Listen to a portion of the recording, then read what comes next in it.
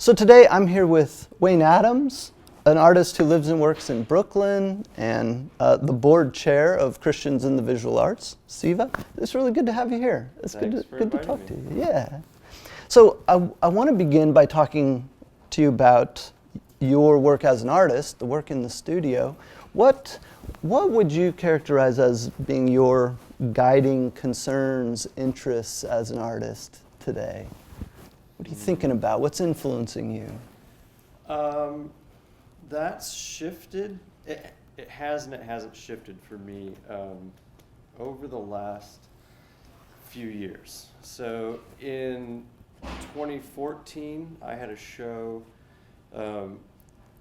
with Brent Dickinson at Gordon College, and it became apparent that he curated a lot of mine as part of this show, and he actually sort of revealed to me that all of my work is about Jesus. That helps me be aware of this fact in my own work, although I knew it was kind of an underlying current. It was just someone had to point out the obvious that like my work is all about Jesus, and maybe I should acknowledge that a little more explicitly. I make a lot of abstract work, and you can infer, like for me, there's a lot of theological themes, and I can go on and on about like why I made something, but ultimately it would be an abstract painting, and one could or could not take religious themes from that. And I think there's been a shift basically to be more direct, and also be more direct with an audience that would be familiar with religious, specifically Christian themes, familiar with probably the campy cultural Christian themes that I embrace or use, have brought into my vocabulary visually. And I've always been interested in Christianity, religion, theological themes in my work. It's been there from the beginning, and so now I just feel like I've kind of opened the barn doors to like play in that territory, and it's gotten more fun and weirder and more interesting, I hope. Well, I'm interested. When Brent told you all of your work is about Jesus, what did you take him to mean? Because at the time you're doing abstract painting. Yeah. Yeah. But there's been other side projects in there. Yeah. I had a project that I still do where I photograph people as Jesus wearing a really campy biblical wig and beard. It looks ridiculous, but it's got this like instant recognizable, oh, you're supposed to be Jesus. That is not an abstract painting. Yeah. It seemed totally separate and strange when I was making it, but the theme is there. I've got a series where I've taken a scan of the Shroud of Turin, of Turin, which you can get online, and I've abstracted it into a sort of Ben-Day halftone dot pattern. So it's an abstract painting up close. If you get really far away, you see the face of Jesus, sort of. Is it? Do some people believed it or believe that it was or is? I'm interested in those. I'm interested in those questions. And to get back to your question, when all of these kind of separate or discrete series came together in one show, it was like, oh yeah, okay, yep. And the specific thing that Brent said was, Wayne can't make a painting that's not about Jesus. Like all of my work is about Jesus on some level. And he was right. Yeah. Well, so it sounds like on the one hand, your work is about a kind of cultural mediation of Jesus through the kind of religious kitsch or photographs or the Shroud of Turin or whatever. But it's not just sociological kind of study or project. You mentioned it's theological. Like there's a theological wrestling with these forms of cultural mediation of Jesus. So there's the idea, the kind of common idea that an artist responds to their world, their environment. I think I process my world in my studio. I process questions of, what does it mean to believe in the teachings of somebody from 2,000 years ago? What does it mean to interpret scripture for myself, to read other people's interpretations, to read an interpretation in English, which it wasn't written in originally? And, and then like on a super basic level sometimes, like, what is that picture of Jesus that I'm projecting in my own head? And how does that reconcile with like an idea of what I would follow, believe about, question, all of those things. There's a lot of questions there, and I think the studio for me is a place to ask those questions and discover answers to those questions. I might be convicted by the answers that come out, but it's a place of wrestling with those questions. Yeah, that's right. Well, it seems to me that a lot of your work has to do with kind of multiple visual orders coming together, right? It does now, yeah. Yeah. So even with the photographs of Jesus, there's a presentation of Jesus in the form of James Romaine or whoever might be wearing a beard and the Jesus garb. But there's also ultimately behind that or around that the broader cultural images of Jesus that make that thing work. Right. I mean, it always seems like you've got this sort of what's seen, what's not seen, or sometimes just two things that are seen, but coming from different kind of visual vernaculars or something. Yeah. And that strikes me as being really important to the theological wrestling with the cultural holding of Jesus. Yeah, I mean,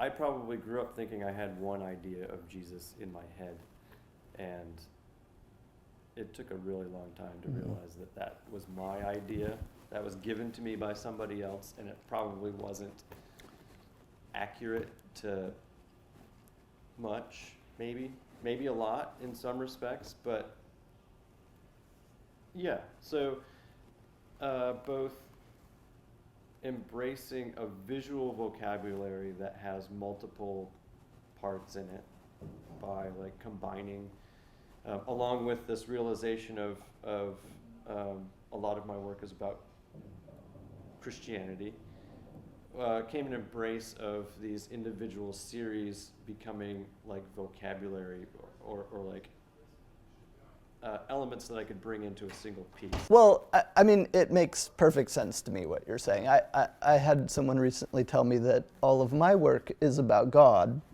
and I think that's right, even though it's not located just in the imagery, the face value of the work, but in the logic of the work. What I'm grappling with is the representation or inability to represent God. That seems analogous to. Yeah.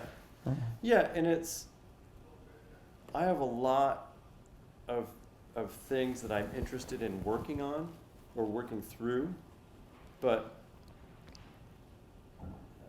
it's a working through and a discovery as opposed to having a lot to say specifically, because when I try to say something through my work, that's a recipe for a bad painting. Totally. Okay, I want to take an even broader view that relates to what you're saying. There's been a lot of talk in the last few years, 15, 20 years, about a return of religion to contemporary art that is happening both on the side of artists being more direct about wrestling with issues of religion, theology, Jesus. But then on the other hand, also in the writing about contemporary art. And I'm interested what that looks like from your point of view. Have you seen a return of religion in contemporary art, in the artists around you or the artists you're interested in? And if so, what does that look like? You might have an example or two. I would say yes and no. I think that religion in the discourse of art has increased, and I think, I think sparked in part or helped along by James Elkins and his book on the strange place of religion and contemporary art, and then all of the responses from the Christian world to that, but also a recognition of more scholarly work within religious circles, within Christianity that I'm aware of. And I think in academia, in academic writing, my world as far as contemporary art goes is New York City, Brooklyn, in New York City museums, for the most part. I see stuff online, I go other places, but I live in New York. And the New York gallery world, I don't see it yet. Maybe a little bit. Like there was one article that I read, I apologize that I forgot the author's name because I know him also. There was one article that I read in, I want to say Hyperallergic, which talked about the religious themes, the specifically Christian themes in a large painting exhibition by one artist. These were abstract paintings, but you could see crucifix forms. And this apparently raised a lot of feathers, rustled a lot of feathers, raised a lot of hackles. And so in my experience, artists make work about their world, and there might be religious references in their work, direct. George Condo does, quite a few years ago, I don't know, 5 or 10 years ago, does a whole show of crucifix paintings. No writing on it. Yeah. Not in the reviews, not in the press release, nothing. Yeah. Not talking about the explicit content of all the, or subject of all of these paintings. And in my conversations with people I work with, academics, the academics will talk about it, but the market, the galleries, no. Interesting. I recently polled social media friends about this, about a different article that came out where people were complaining about how the art market doesn't support religious work. And I said, well, is this your experience? And, a lot of people said we make work about our lives and whatnot. But a lot of people were like, yeah, I don't see religious work in galleries. If gallerists want to sell work, it's not going to be, and it's not Christian specific. This was about Christianity, but in general, not so much. So you got two sides of the problem there. One, in the gallery setting, a limited engagement with religious themes, religious subject matter, but then also a failure to talk about it or publish about it when it does appear, as in the case of George Condo. For a long time. Robert Gober, major show at Matthew Marks 10 years ago. Art historian James Romaine was asked to write about that for the gallery's press release, and James would be the first person to say, he wasn't the go-to person to write about the religious aspects of Robert Gover's work, but nobody else was writing about it. So they went, and what he wrote was great. Yeah. But, you know, people aren't writing about it. Yep. Yep. Or, well, weren't in the gallery context. Right. Right. It's in a discourse where I think the conversation is less bound by the market. Yeah. Namely, academic conversations. So if religion's going to make any sense in contemporary art, if it's going to be visible, discussable, it's got to be visible and discussable here in the galleries, museums of New York. I mean, this is the biggest concentration of contemporary art in the United States, outside of LA, Chicago. It's spreading out, but you know, there's a major concentration of that conversation right here in New York. And artists are working on religion and theology and those sorts of things. It's just not visible. As we discussed, it's not visible. It's in there. People aren't talking about it. It's not discussable yet. It's not in the conversation. Yeah, that's right. But it's in the work. Yeah, it's visible. It's visible. In artists like you and so many other artists working in New York, even exhibiting in New York. I would argue just about everybody, but that's not an argument. Just about everybody would have. Yeah. I mean, you respond to your world, and that is, a lot of people would argue, a theological conversation. It's a theological conversation. Good. Wayne, thank you so much for talking with me today. I really appreciate it.